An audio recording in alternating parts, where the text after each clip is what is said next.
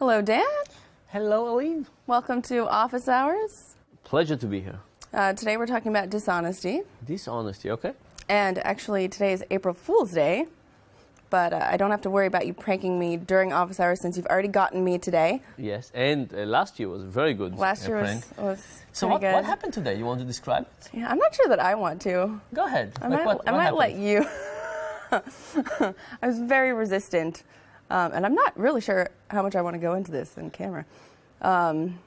But, you know, I'm super on guard on April Fool's Day. As you should be. As I should be, now for the second year in a row. Just for the record, so a few years ago, Aline said to people in the lab that the IT department replaced all the printer drivers with voice-activated printer drivers, which means that you have to go to the printer and talk to it in order for it to print. That was quite good. Yeah, so you would tell it, you know, your name and print, and then it would listen to your voice command, and there you go. And our IT department is so odd anyway that it would have been really fit. Yeah. But then, so today we started the day with a fake Twitter war. Pete McGraw. Yeah, Pete McGraw, his new book came out today. What's the name of the book? The Humor Code. The Humor Code. And we had a fake Twitter war. We made facts about his book. We told him we found his jokes on midgets and lesbians offensive. And I don't think we did the little people we didn't joke. do the little people? Okay. Anyway, we made all kind of stuff up. That was quite good. And then something even better happened. At 10:30, one of us got a call. Yes, Aline got a call, and her housemate is... actually, she sent me a text with a picture of a police line, do not cross, in my house, our house. And so, you know... This was like these big plastic things, that crime scene. Crime scene tape. Yeah. And so I see that she's, you know, the police are here, there's a bunch of people, they're questioning us, and they need to talk to you too. And so I'm like, yeah, right. Like, I'm not falling for this. It's April Fool's Day. Good try. But she doesn't leave it alone. She keeps bugging me about it. And then she calls me, and she's really serious. And I'm like, okay, like, prove it. Send me a picture of the cop. And so a few minutes later, she sends me a picture of someone who looks kind of like a cop. He's got a badge and, you know, a little clipboard. And even then, the clipboard looked a little familiar. And I said, no, it's April Fool's Day. So, you know, didn't buy that. But then with a lot more pressure, I ended up going to my house, just, you know, saying on the record, I'm not being fooled, but I'm going to go anyway. And so I get there. There's the policeman, and you know, he introduces himself to me, shakes my hand. I think it's hilarious. I'm going along with it. And he says, will you come inside? I want to question you about some things. There's a chalk-drawn man on the floor. And somebody was murdered. Right. There's a whole scene set up, really great murder scene. And so at this point, I'm like, you know, I have so many things to do today. I have to prepare for office hours. I have, you know, all of the other work that you have me doing. And so I'm like, all right, let's get this done. And so I walk inside, and the music starts, and he takes off his jacket, and I realize that he's a stripper. Yeah, it was good. I did not see that coming. Okay. That was definitely. And the chalk, the whole thing was very nice. It was very elaborate. Very elaborate. You clearly put some thought into this. Very good.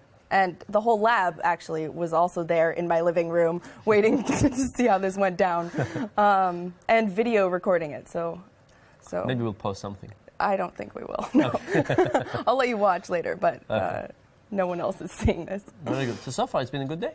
It's been an interesting day. Yes. Very good. I'm still kind of in shock. Just like, did that really happen today? Was that me there? Anyway, I did learn something about myself. I think I'm much more shy than I think of myself. And when I picture myself in that situation, I imagine myself being much more confident and, you know, going along with it. And I was just like, oh my God, what's happening? Anyway. It's a good realization. Yeah, I guess. Anyway. Dishonesty. We're here for a reason. Office hours. What's all this about, the Dishonesty Project? You're trying to make a documentary or something? Yeah, so maybe a year and a half ago or so, now we've been doing all this lab research on dishonesty, and lab research is inherently limited to small crimes. People can cheat a little bit. And the question was, what's the relationship between what we find in the lab and big cheating? And there's no real good way to study big cheating in the lab. So I said, let's try to interview people. And one of my favorite cousins, Yael, is a film producer in New York, and we've been talking for a while about doing something together. So we said, let's just invite a few people in, interview them, and film it just to see how it looks like. And we can use it for class. We'll see what happens.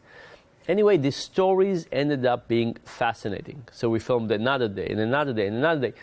And the stories were just great. And, you know, you look at these big cheaters and you see what they end up with. And it's just unbelievable. But you look at the first step they took, and all of a sudden you say, yes, under particular circumstances, this is incredibly understandable. Anyway, so after we did about 20 of those, we decided that there was certainly good material for a documentary. And we're still thinking about how the documentary would look exactly. We have way too much material for a documentary, but we're cutting and editing and getting more material, and it's a fabulous project. And on top of that, we decided to do a Kickstarter campaign. So Kickstarter is a crowdfunding platform that basically said, here's what we want to do. If you're interested, help us. This is what you'll get in return. The movie will be out if you contribute, plus people can get all kind of little tchotchkes. Yeah. Lots of fun things. One of them, actually, the students know about, which is Curol. Oh, they were asking where they could get one, and the Kickstarter is the answer. Curol is a great medication. Just solves everything. It's amazing. Yeah. I do have some questions on it. One person asked if it's covered under Obamacare. Of course, Obamacare was designed to cover Curol. That was the first reason to do Obamacare, is that Curol was not covered before that. Yeah. Otherwise, no one would be able to get it then. Yeah. That's great. Great. Yesterday, did you know, was the deadline for signing up for Obamacare? I did not know it was a deadline.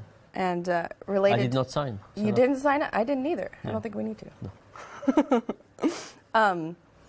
Related to dishonesty and Obamacare, actually, is so there's this deadline and a penalty, but if you, for whatever reason, had trouble signing up and couldn't make the deadline, there is a button on the website that you can just click on. They don't look into it. You just say, I swear that I've had trouble signing up, and please don't give me any penalties, and I pledge that I'm honest. Yeah, and you know what? I think that because of all the problems with signing up, people would find it very easy to switch, click on this button too much. So I don't know how many of you realize, but Obamacare is this new approach for people getting health care. And people are supposed to get on the website, and it's been an IT fiasco. Yeah. By the way, not exactly unpredictable given the lots of IT fiascos in general. But there's a sense in which the government is just incapable of doing a registration form online. And I think the news about it and the feeling of incompetence and so on is probably helping people to be able to justify declaring all kinds of things they wouldn't otherwise. Absolutely. Have you lied today? Today, of course. April's Fool. Well, excluding that. Excluding that. I'm not sure you actually lied there. Well, so you want some other things I did for April 1st? So first of all, I woke up my kids, and I told them that we got a note from the school that because of the snow days, this winter we had a few extra snow days, that they prolonged the school year by a year, by a week. Oh. By a week. They prolonged the school year by a week. It took them like a second and a half to realize it can't be true. Yeah. So that was one thing. The other thing I did was Kristen, who is working with me, her mother, Pat, who is also working with me. Yeah. So last night, 1 minute after midnight, I left Kristen a voicemail. And I said, I'm really sorry, but things with your mother are just not working out well. And I made up some fiasco that she was involved with, and I said, I'm going to have to fire her tomorrow. I'm really sorry to do this to you, but I just don't see an option. I woke up at 4 o'clock in the morning. I had a text from her, really, like, I just wanted to go and hug her. Like, it really was such a sweet text. And then I called her at the break. Text? Just say how she's sorry, and, this is so, like, really trying to... accepting it. Accepting it. Wow. Not wanting to do this. And then at the break in class, I called her up and I said, I just called her mother and I fired her, and that her mother can't stop crying. Oh, you were so mean. And anyway, and of course her mother was waiting for her to call. Her mother was on it. She was in on it. Yeah, okay. Of course. Anyway, Kristen called. Her mother reminded her of a prank that Kristen pulled on her quite a few years ago, and then she said that all she wanted was for Kristen to call her. So this was, so I did lie. Mm-hmm. All right. Thank you. Interesting. Also related to that, what do you think is the relationship between honesty and trust? So we expect people to lie from time to time, and most people are comfortable with a few, white lies here and there. But how does that affect trust? Very much. So I think about trust as a public good. There's something called the tragedy of the commons, and the standard way to think about the tragedy of the commons is you have farmers, and everybody has a cow, and the cows are grazing in the commons in a joint area. And if everybody has one cow, the whole thing works quite well. But if one farmer has 2 cows, all of a sudden the rate of growth of the grass and the rate of depletion is not the same. The cows don't have enough food, and all the cows suffer, and all the farmers suffer, and the whole system collapses. And I think of trust very much like that. So imagine a society in which people trust each other, and you don't have to lock your house, and you don't have to lock your car, and you don't have to pay for insurance for theft, and you can write checks, and you can tell people that you'll pay them later. I mean, the whole thing works quite well. But if people start betraying the trust, it's not just that the particular individuals are betraying it, the whole trust is lower. So, for example, I had some students that came from Iran in this particular case, and they said that they were very, very careful when they were in Iran to hire only family members. Why? Because with family members you have higher trust. And sometimes they said our family members were like incapable. Like these were not the best people for the job, but they were trustworthy because they can't escape. They can't disappear all of a sudden.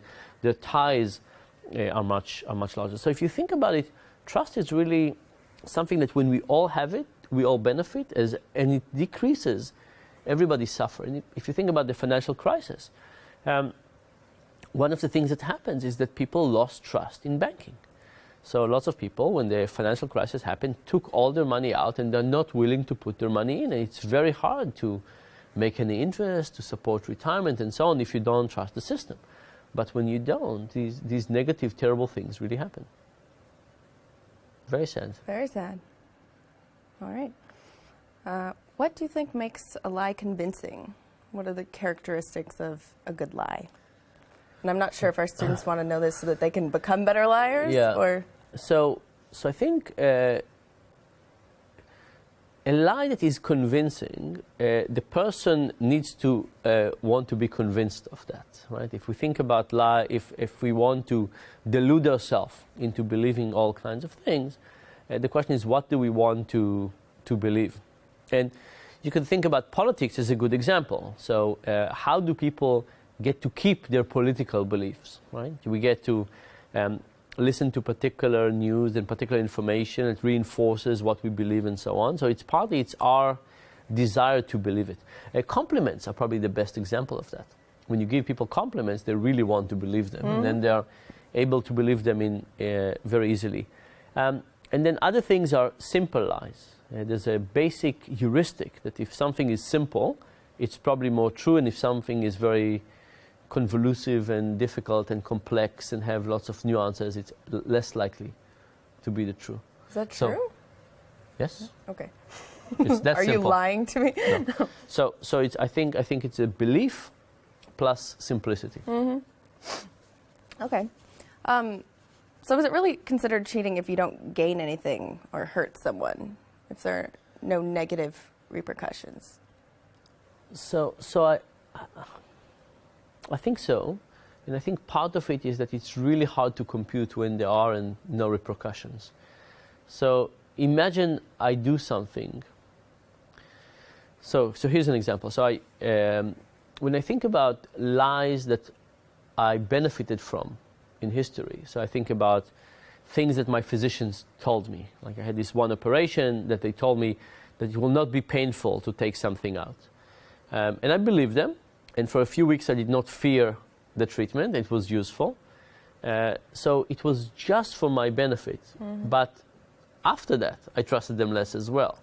So I think it's very hard to think about a case in which there are always just positive things and not for a long time. Now, maybe the one exception, if somebody is about to die, right? It's the last lie they would hear and they cannot learn about it later on. Maybe there are cases like this. But mostly I think it's hard to think about cases that a lie will have only positive consequences.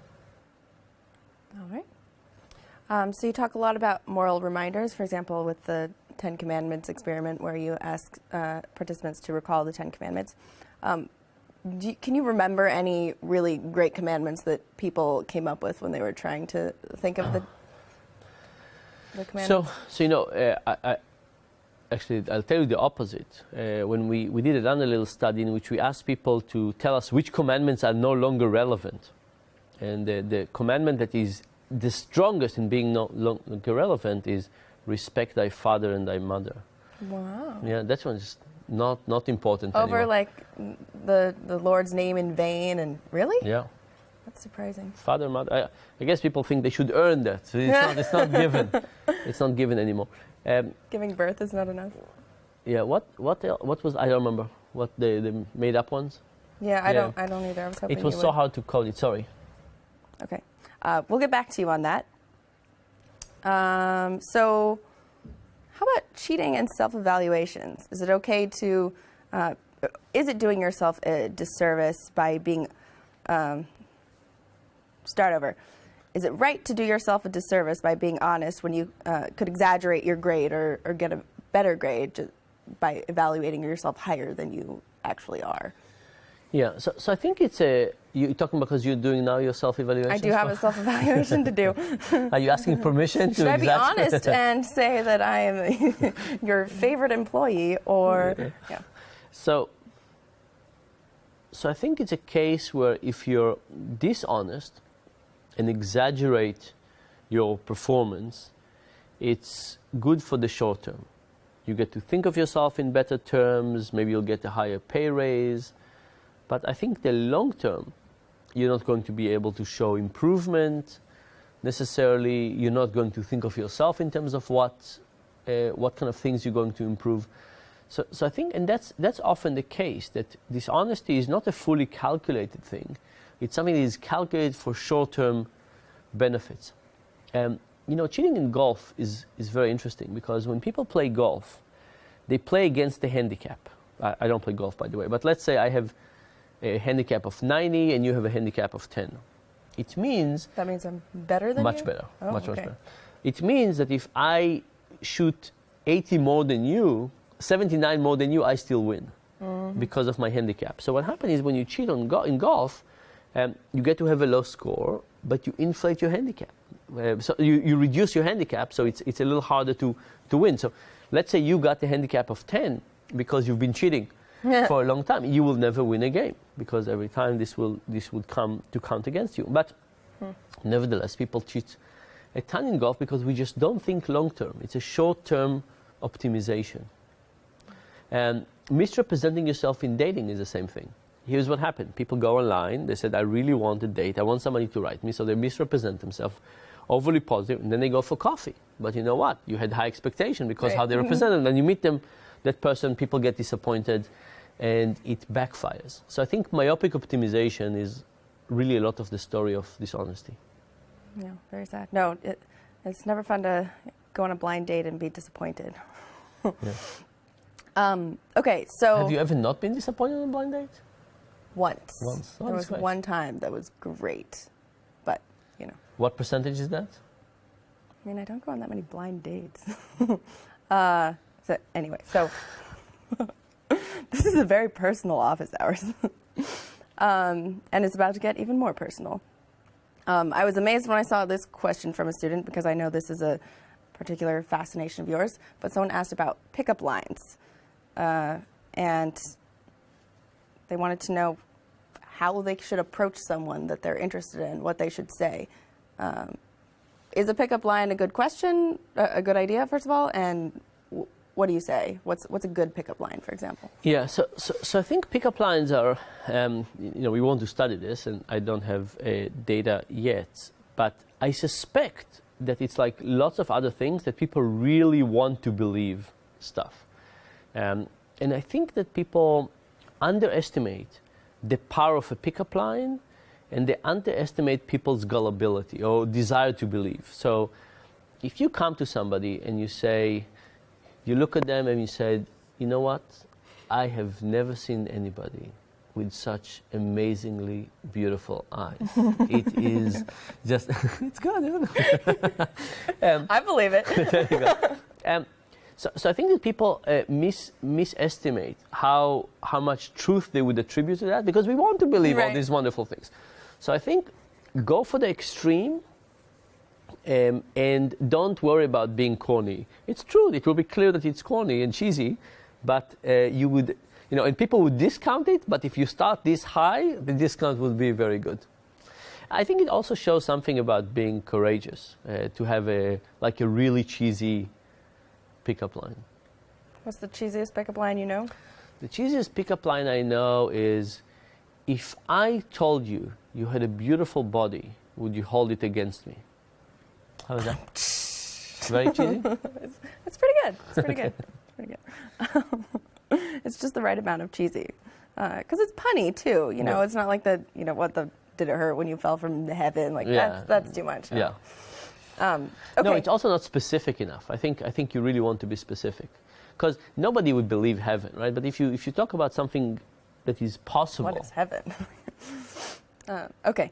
Let's talk about Irrationality Illustrated before we run out of time. Which I love, by the way. The series is great. I know. You say that every time. And I still love it. It's still true. It's still true. Good.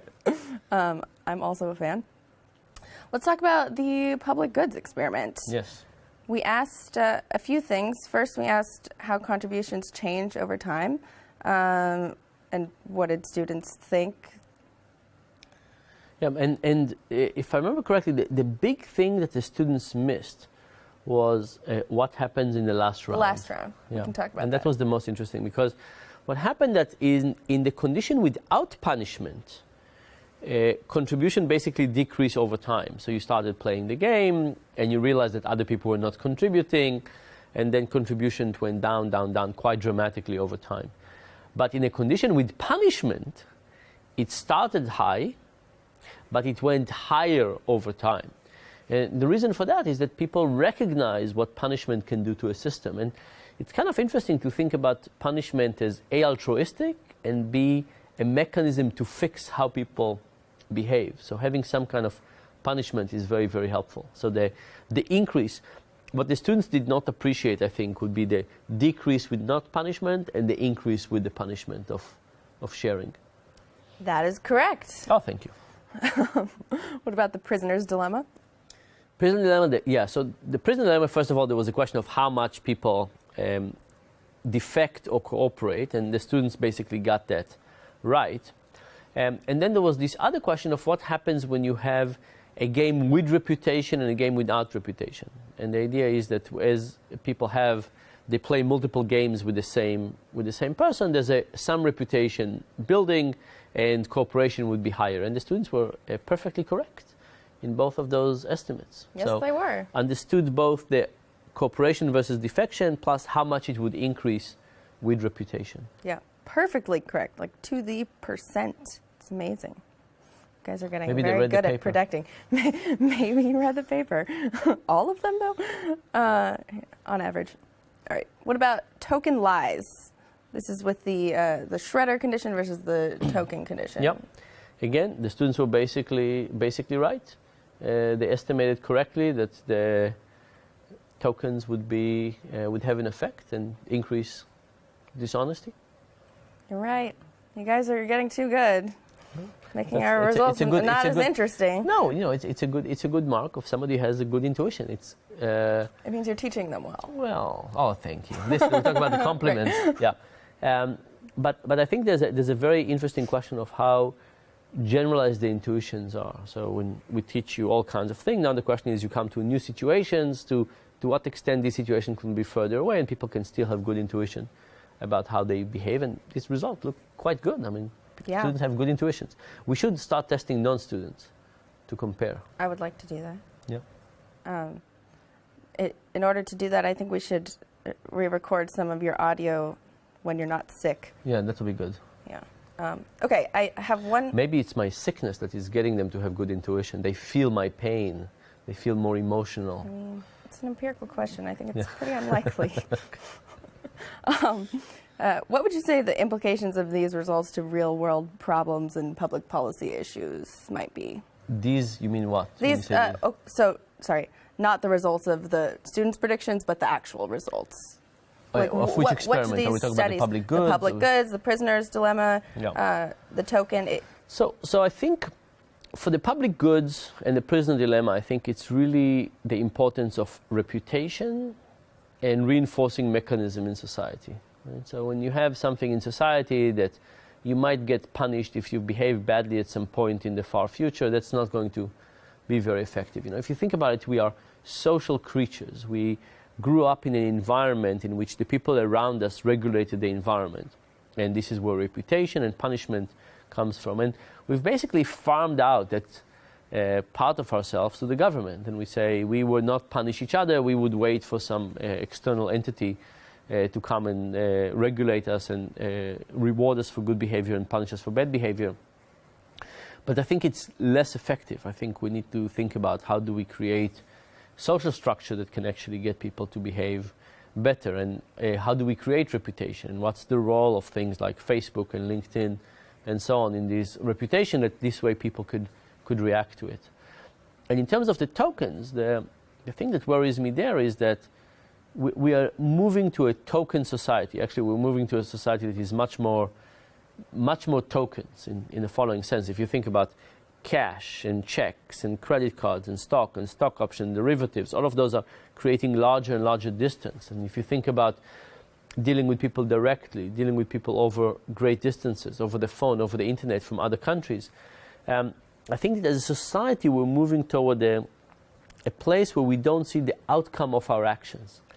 And that creates an easier and easier time for people to misbehave and think of themselves as good people. So maybe when we dealt with people directly face to face and people could also reinforce things, that was good enough to basically regulate good behavior. But now that we're not having this environment, maybe we need to think differently about how much temptation do we want to give people to misbehave, because the mechanisms that we're used to having are not going to control. So should we have clear regulation, less conflicts of interest? I think all of those things are incredibly important, and they become more important as distances increase. And do you think there's a way of making these not very liquid, not very tangible assets more tangible? I think so. So, if you think about electronic wallets, I think there is a way to make electronic wallets more tangible. I think if you think about people who are financial advisors, I think there is a way to get them to think about their clients in a more tangible way. I think all of those things, I think it's possible. I think we can use technology, like, somebody who's...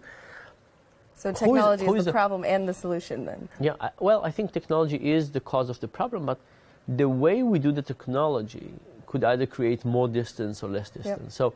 So, if I talk to you face to face, that's one thing. If I talk to you over distance, but I can still, maybe there is a way to do something like FaceTime, right? So it's not necessarily detached, and you get more, maybe even more cues about who the person is. So I think the way we've done technology so far, we've increased distance, but I don't think we have to increase it, or at least not as much as we have. All right. That's a good optimistic. Yeah. Yes. Very. It's nice to end on a positive note. It's very nice. On the week of dishonesty.